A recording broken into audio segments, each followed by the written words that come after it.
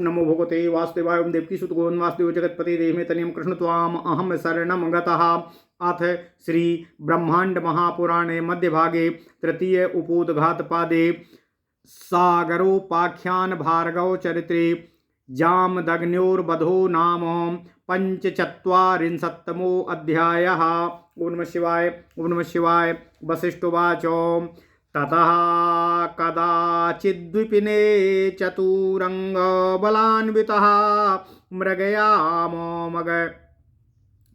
मृगयामगमच्छूरः शूरसेनादिभिः सह ते प्रविश्य महारण्या हत्वा बहुविधान् मृगान् जगमुस्त्रपार्ता मध्याह्ने सरितं नर्मदामनु तत्र स्नात्वा च पीत्वा च बारी नद्यागतश्रमाः गच्छन्तो दद्रसुरमार्गो जामदग्न्यो रथाश्रमम् ब्रध्वाश्रम पदम रम्यं मुनीनागच्छतः पथि कस्येदमिति अपप्रच्छुर्भाविकर्म प्रचोदिता ते प्रोचुरति संतात्मा जामदग्नेर्महातपः वसत्यस्मिन् सुतो यस्य रामः शस्त्रभृतां वरः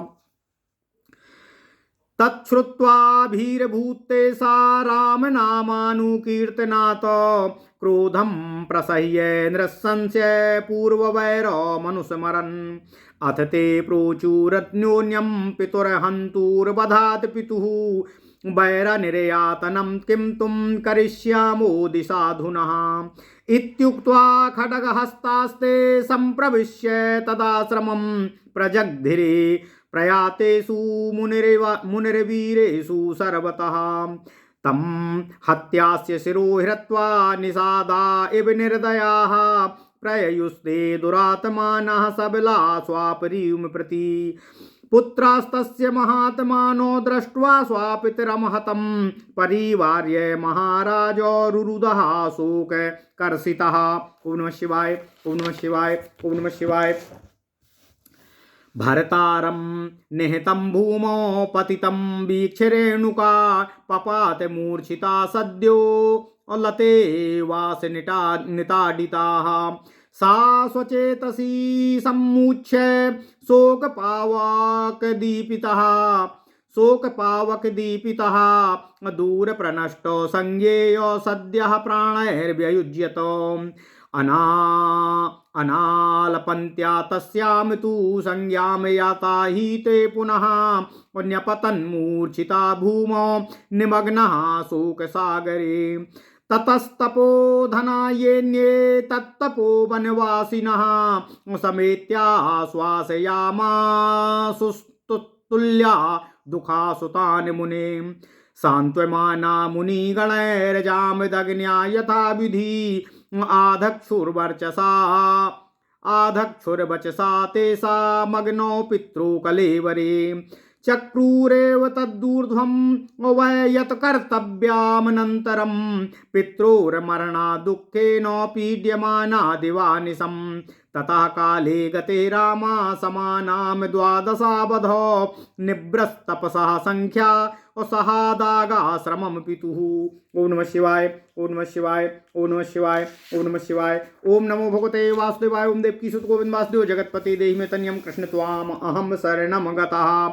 अथ श्री ब्रह्मांड महापुराण मध्य भाग तृतीय उपोद्घात पाद सागरोपाख्यान भार्गव चरित्र में 45वां अध्याय जमदग्नि वध। ओम नमः शिवाय। वशिष्ठ जी ने कहा, हे राजा सगर, उसके बाद कभी चतुरंगिणी सेना सहित सूरवीर सेना आदि के साथ वन में आ गया। उस महावन में प्रवेश करके अनेकों प्रकार के मृगों को मारकर मध्याह्न में प्यास से व्याकुल हो वह नर्मदा नदी के तट पर आ गया। वहां स्नान करके उस नदी का जल पीकर थकान मिटाने लगा। उसके बाद चलते हुए जमदग्नि ऋषि का आश्रम देखने लगा। रास्ते में मुनियों को आते हुए उस रम्य आश्रम को देखकर होनहार के कर्म से प्रेरित हो सब अत्यंत शांत आत्मा जमदग्नि से पूछने लगे कि इस आश्रम में ही शस्त्रधारियों में श्रेष्ठ आपका पुत्र परशुराम रहता है। उसको सुनकर तथा परशुराम का नाम लेने पर वे महर्षि भयभीत हो गए। क्रोध और बलपूर्वक नृशंस कार्य करने वाले पूर्व वैर को सोचकर भयभीत हो गए।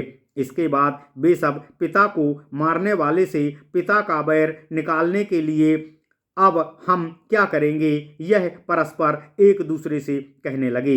अर्थात पिता के मारने वाले का बदला कैसे लिया जाए, इस विषय में वे सब आपस में विचार करने लगे।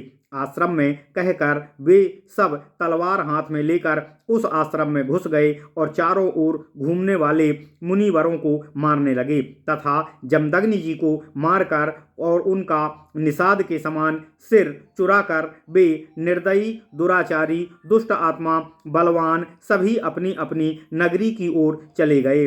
उन महात्मा जमदग्नि के पुत्र मरे हुए अपने पिता से दूर हटकर शोक से कर्षित होकर रोने लगे।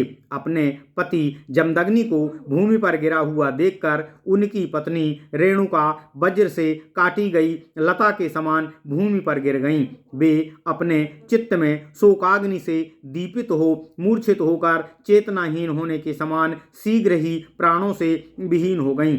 जब वे कुछ नहीं बोल पा रही थीं, उस समय उन्हें चेतना आई और फिर वे मूर्छित होकर शोक के सागर में निमग्न हो गईं। उसके बाद जो उस तपोधन के अन्य तपस्वी थे, वे वहां आकर वे सबके समान दुखों वाले पुत्रों को आश्वासन देने लगे। मुनियों द्वारा सांत्वना दिए गए जमदग्नि के पुत्रों ने मुनियों के कहने के अनुसार पिता के शरीर को अग्नि में समर्पित कर दिया। उसके बाद के कार्यों को किया, परंतु माता के मरण के दुख से वे सब रात दिन दुखी रहने लगे। उसके बाद 12 वर्ष बीत जाने पर तपस्या से निवृत्त होकर परशुराम मित्र आकृत व्रण के साथ पिता के आश्रम में आ गए। ओम नमः शिवाय।